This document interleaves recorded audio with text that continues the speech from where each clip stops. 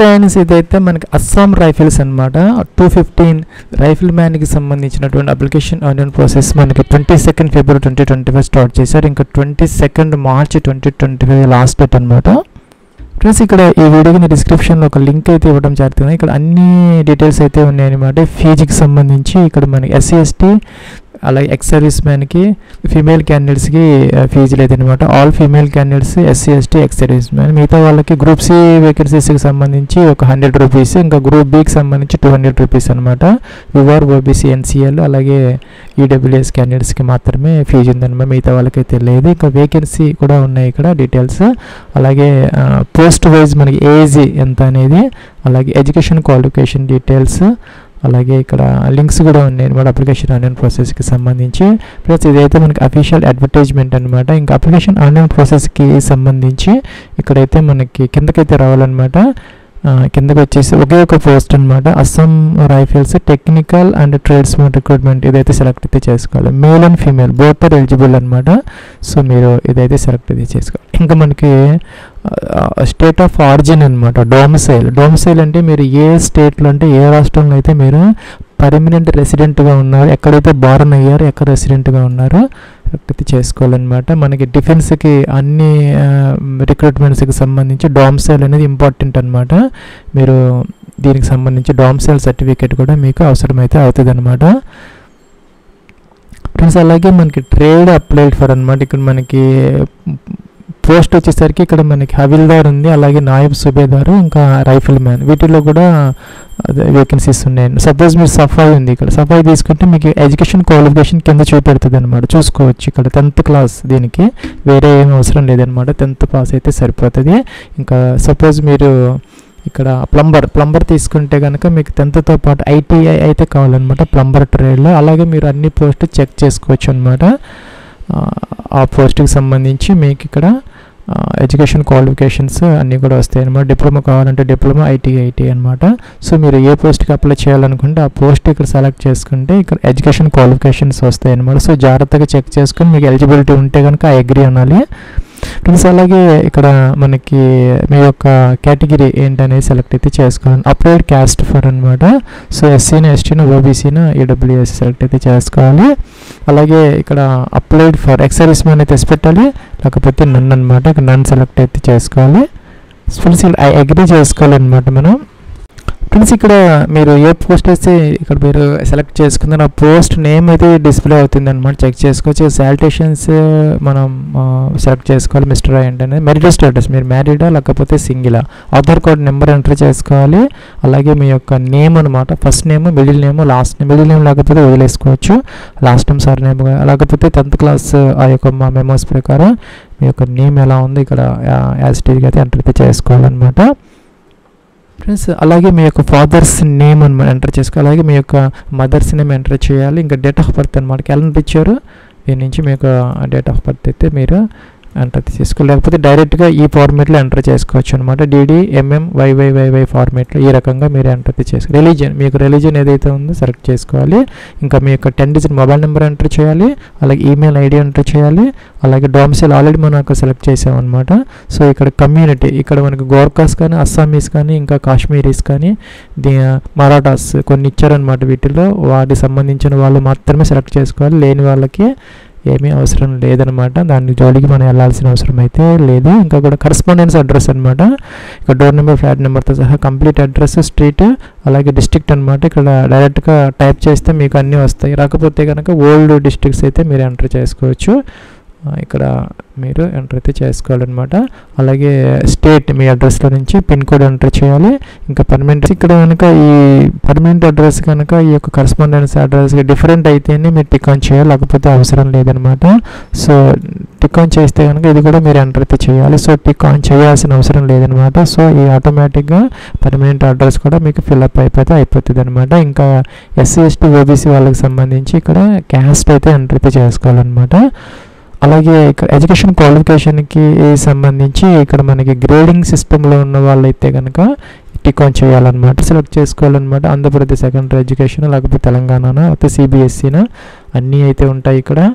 Select అయితే చేసుకోవచ్చు. లేనిది ఏదైనా ఉంటే అదర్స్ తీసుకోవచ్చు, నో ప్రాబ్లం అనమాట. ఇంకా ఏ సంవత్సరంలో 10th పాస్ అయ్యారో ఎన్ని మార్క్స్కి ఎన్ని మార్క్స్ వచ్చాయి, టోటల్ మార్క్స్ ఎంత, మీకు ఎన్ని మార్క్స్ వచ్చాయి, పర్సంటేజ్ అనేది ఆటోమేటిక్గా అయితే మనకి ఇక్కడ వస్తుందన్నమాట. మీకు బోర్డ్ సెలెక్ట్ చేసుకోవాలి, మీ ఏ సంవత్సరంలో పాస్ అయ్యారు, టోటల్ మార్క్స్ ఎంత, మీకు ఎన్ని మార్క్స్ వచ్చాయి. ఏదైనా టిక్ కనుక ఆన్ చేసి ఉంటే కనుక మీరు పర్సంటేజ్ ఆటోమేటిక్గా మీరు వేసుకోవాలన్నమాట. సపోజ్ మీకు ఇక్కడ 8.5 ఇంటూ 9.5 అలా వస్తే కనుక 7.25 అలాగే ఇక్కడ మీరు వేసుకోవాలన్నమాట. అంటే దాన్ని మల్టిప్లై చేసుకోవాలి. 9.5 ఇంటూ 8.5 7.5 మల్టిప్లై చేసి పర్సంటేజ్ ఇక్కడ వేసుకోవాలి. లేదు ఇంకా ఐటీఐ పోస్టులకి మీరు అప్లై చేస్తే ఐటీఐ తీసుకొని ఇక్కడ మీరు ఎక్కడ చేశారనేది ఐటీఐ అనేది మనం సెలెక్ట్ అయితే చేసుకోవాలన్నమాట. బోర్డు మీరు ఏ బోర్డు ఏ యూనివర్సిటీ కింద చేశారు ఐటీఐ లేదంటే డిప్లొమా అనేది, ఏ సంవత్సరంలో పాస్ అయ్యారు, ఎన్ని మార్క్స్కి ఎన్ని మార్క్స్ వచ్చాయి, ఎంత పర్సంటేజ్ వచ్చింది. అదేవిధంగా డిప్లొమాకి సంబంధించి గ్రాడ్యుయేషన్, బీఈడి, మాస్టర్స్ డిగ్రీ అన్నీ కూడా ఉన్నాయన్నమాట. సెలెక్ట్ చేసుకుని అవైతే మీరు ఒక్కొక్కటి ఫిల్ అవుట్ అయితే చేసుకోవాలి. ఫ్రెండ్స్ ఇంకా ఇక్కడ మనకి are you agree to upload result online, ఈ యొక్క అస్సాం రైఫిల్స్కి సంబంధించిన రిక్రూట్మెంట్ రిజల్ట్ మీరు ఆన్లైన్లో పెట్టేదానికి మీ యొక్క కన్సెంట్ అడుగుతున్నారనమాట. టిక్ ఆన్ అయితే చేసుకోవచ్చు. ఈ 2 కాలమ్స్ మనం ఏం చేయాల్సిన అవసరం లేదనమాట, అప్లోడ్ అగెనిస్ట్ కాబట్టి. సో ఇక్కడ ఫోటోగ్రాఫ్ అప్లోడ్ చేసుకోవాలి, 10th మార్క్ షీట్ అప్లోడ్ చేయాలి. ఐడి కార్డ్స్ కోసం మనకి డొమిసైల్ సర్టిఫికేట్ ఇచ్చారు. డొమిసైల్ ఉంటే కనుక మీ డొమిసైల్ వేరు, మనకి రెసిడెంట్ సర్టిఫికేట్ డిఫరెంట్ అనమాట. మనకి ఎంఆర్ఓ ఆఫీసులో అయితే ఇస్తారు. డొమిసైల్ కావాలంటే డొమిసైల్ ఇస్తారు, మీకు రెసిడెంట్ సర్టిఫికేట్ కావాలంటే రెసిడెంట్ సర్టిఫికేట్ ఇస్తారు, అలాగే పర్మనెంట్ రెసిడెంట్ సర్టిఫికేట్ కూడా ఇస్తారు. ఆధార్ కార్డు ఉంటుంది, ఓటర్ ఐడి ఉంది, డ్రైవింగ్ లైసెన్స్ ఉంది. ఏదో ఒకటి మీరు సెలెక్ట్ చేసుకొని ఇక్కడ దానిని అప్లోడ్ అయితే చేసుకోవాలన్నమాట. So 10th mark sheet upload చేయాలి, ఫోటోగ్రాఫ్ అప్లోడ్ చేయాలి, ఇంకా డాక్యుమెంట్ అప్లోడ్ చేయాలి, ఐడి డాక్యుమెంట్ అనమాట. ఇవన్నీ కూడా మనకి పీడిఎఫ్ అయితే కాదనమాట. సో జాగ్రత్తగా అప్లోడ్ అయితే చేసుకోవాలి. సో మీకు డొమిసైల్ అవసరం లేదు, రెసిడెంట్ ఉంటే అది అప్లోడ్ చేసుకోవాలి, ఏదైనా ఆధార్ కార్డును అప్లోడ్ చేసుకోవచ్చు, అలాగే ఓటర్ ఐడి ఉన్న డ్రైవింగ్ లైసెన్స్ ఉన్నా కూడా అప్లోడ్ అయితే చేసుకోవచ్చు అనమాట. ఇంకా ఇక్కడ మనకి ఫ్రెండ్స్ ఇక్కడ ఇవన్నీ కూడా టిక్ ఆన్ చేయకూడదు అనమాట. మనం మీ మీద ఏదైనా క్రిమినల్ ప్రొసీడింగ్స్, ఏదైనా కేసెస్ కానీ కోర్టు లాస్ కానీ మీ మీద ఏదైనా కనుక ఈ అగ్రెసివ్ ఇది ఉంటే ఈ టిక్ ఆన్ చేసుకోవాలి. దానికి సంబంధించిన వాళ్ళు మాత్రం, జనరల్ క్యాండిడేట్స్ మాత్రం ఎవరికి ఉండవు కాబట్టి వాడి జోలికి వెళ్ళకూడదు అనమాట. సో ఇవన్నీ మనం టిక్ ఆన్ చేయాల్సిన అవసరం అయితే లేదు. ఇక్కడ మీరు ఎక్కడి నుంచి అప్లై చేస్తున్నారు ప్లేస్ అనమాట, మీరు మీ యొక్క సిటీ ఎంటర్ చేసుకుని సరిపోతుంది. క్యాప్చర్ బాక్స్లో ఎంటర్ చేయాలి, సబ్మిట్ అయితే మనం చేసుకోవాలి. ఫ్రెండ్స్ సబ్మిట్ చేస్తే ఇలాగైతే వచ్చిందనమాట. Ensure that the information provided by you is correct. ఇక్కడ ఇన్ఫర్మేషన్ కరెక్ట్గా ఉందా లేదా అడుగుతున్నారనమాట. తర్వాత అయితే మనకి రాంగ్ ఇన్ఫర్మేషన్ ఇస్తే అప్లికేషన్ ఫామ్ అనేది రిజెక్ట్ అవుతుంది అనమాట. సో జాగ్రత్తగా చెక్ చేసుకోవాలి. సో మీరు రివ్యూ చేసుకుని ఎడిట్ చేసుకోవాలంటే రివ్యూ అని ఎడిట్ అనే బటన్ ఉందన్నమాట. దీని మీద క్లిక్ చేసి ఒకసారి చెక్ చేసుకొని మీరు ఎడిట్ అయితే చేసుకోవచ్చు. లేదు అన్నీ ప్రాపర్గా ఉన్నాయనుకుంటే ఇక్కడ మనకి ఫైనల్ సబ్మిట్ అనే బటన్ ఉంది, దీని మీద క్లిక్ చేసి ఫైనల్ సబ్మిట్ అయితే చేసుకోవచ్చు. ఫ్రెండ్స్ దీనికి సంబంధించి మనకి ఎడిట్ ఆప్షన్ అనేది లేదనమాట. సో జాగ్రత్తగా చెక్ చేసుకొని మాత్రమే మీరు ఓకే అయితే చేసుకోవాలి. అందుకని ఇక్కడ మనకి ఒక ఇంపార్టెంట్ నోటీస్ అయితే వచ్చింది. ఫ్రెండ్స్ మనకి ఇక్కడ ఫోటోగ్రాఫ్ అలాగే 10th మార్క్ షీట్ వచ్చేసరికి జేపీజీ ఫార్మాట్లో 30 నుంచి 50 KB మధ్య మాత్రమే ఉండాలన్నమాట. 30 నుంచి 50 KB వరకు అలౌ చేస్తారు. ఇంకా కూడా మనకి ఆ ఐడి డాక్యుమెంట్ కోసం అయితే మనకి 50 నుంచి 8. సో ఆ విధంగా మీరు చెక్ చేసుకొని జాగ్రత్తగా సైజ్ చేసి అప్లోడ్ అయితే చేసుకోవాలి. ఫ్రెండ్స్ ఇక్కడ నెక్స్ట్ ఫీజు ఉన్న వాళ్ళకి ఫీజు అయితే పే చేసుకున్నది. ఇక్కడ మనకి click here for online payment అని ఉంది, దాని మీద క్లిక్ చేస్తే మనకి ఆన్లైన్ SBI అనేది ఆటోమేటిక్గా ఓపెన్ అవుతుంది అనమాట. అస్సాం రైఫిల్స్కి సంబంధించి పేమెంట్ కేటగిరీ అప్లికేషన్ ఫీజు మీరు గ్రూప్ బికి అప్లై చేస్తున్నారా, గ్రూప్ సికి అప్లై, గ్రూప్ బికి అయితే కనుక 200, గ్రూప్ సికి అయితే కనుక 100 రూపీస్ అయితే పే చేయాలన్నమాట ఫీజు. మనం ఇక్కడ మీ యొక్క నేమ్ ఎంటర్ చేయాలి, మీకు ఫాదర్స్ నేమ్ ఎంటర్ చేయాలి, డేట్ ఆఫ్ బర్త్ అనమాట, ట్రేడ్ మీరు దేని కింద సెలెక్ట్ చేసుకున్నారు, ఏ పోస్ట్కి సెలెక్ట్ చేసుకున్నారు అదే ఇక్కడ మీరు సెలెక్ట్ అయితే చేసుకోవాలన్నమాట. కేటగిరీ మీ కేటగిరీ జనరల్ ఓబీసీనా సెలెక్ట్ అయితే చేసుకోవాలి. స్టేట్ అనమాట, మీ state domicile state. Fees 100 rupees ఆటోమేటిక్గా వచ్చింది. సో అప్లికేషన్ ఫీజు అని చెప్పి టైప్ చేసుకోవాలి. నేమ్ ఎంటర్ చేయాలి, మీ యొక్క నేమ్, మొబైల్ నెంబర్ ఎంటర్ చేయాలి, అట్లాగే ఇక్కడ డేట్ ఆఫ్ బర్త్, ఇక్కడ అలాగే ఈమెయిల్ ఐడి ఎంటర్ చేయాలన్నమాట. అంటే టిక్ ఆన్ చేయాలి. టిక్ ఆన్ చేసిన క్యాప్చర్ ఈ బాక్స్లో ఎంటర్ చేసిన తర్వాత ఇక్కడ మనకి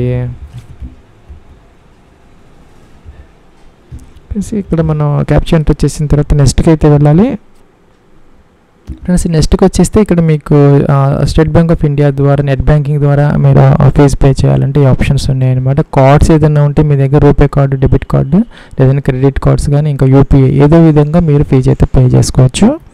మనకి ఇక్కడ ఫీజ్ పేమెంట్ గురించి ఒక డీటెయిల్స్ అయితే ఇవ్వడం జరుగుతుంది అనమాట. To complete the registration process please pay the amount using online payment. మీరు ఆన్లైన్ పేమెంట్ చేసిన తర్వాత చలన్ నెంబరు అలాగే పేమెంట్ డేట్ ఏ రోజు పే చేశారో ఇంకా కూడా మీరు ఏ బ్యాంక్ ద్వారా పే చేశారో ఇవన్నీ కూడా ఇక్కడ ఎంటర్ అయితే చేయాలన్నమాట. సో ఎంటర్ చేసిన తర్వాత ఆ యొక్క రిసిప్ట్ ఉంటుందన్నమాట. మీరు ఫీజు పే చేసినప్పుడు రిసిప్ట్ అనేది లాస్ట్లో మీ జనరేట్ అయితే అవుతుంది. మీకు రిఫరెన్స్ నెంబర్ కూడా వస్తుంది అనమాట. అదైతే మీరు 50 నుంచి 80 KB వరకు దాన్ని డౌన్లోడ్ చేసుకొని ఇక్కడ అప్లోడ్ చేయాలి. సేవ్ చలన పేమెంట్ అని కూడా ఇక్కడ మీరు అప్లోడ్ అయితే చేసుకోవాలి. సో కాబట్టి మనం ఇక్కడ ఆన్లైన్ పేమెంట్ ఆప్షన్ తీసుకొని మనం పే చేసినా కూడాను మనం ఇక్కడ దీని ప్రకారం అయితే మన బ్యాంక్ చలన నెంబర్ యొక్క డేట్ ఇవన్నీ కూడా ఎంటర్ చేసి అది అప్లోడ్ అయితే చేసిన తర్వాత మీరు సబ్మిట్ అయితే చేసుకొని అప్లికేషన్ ఫామ్ అయితే ప్రింట్ అయితే తీసుకోవచ్చు.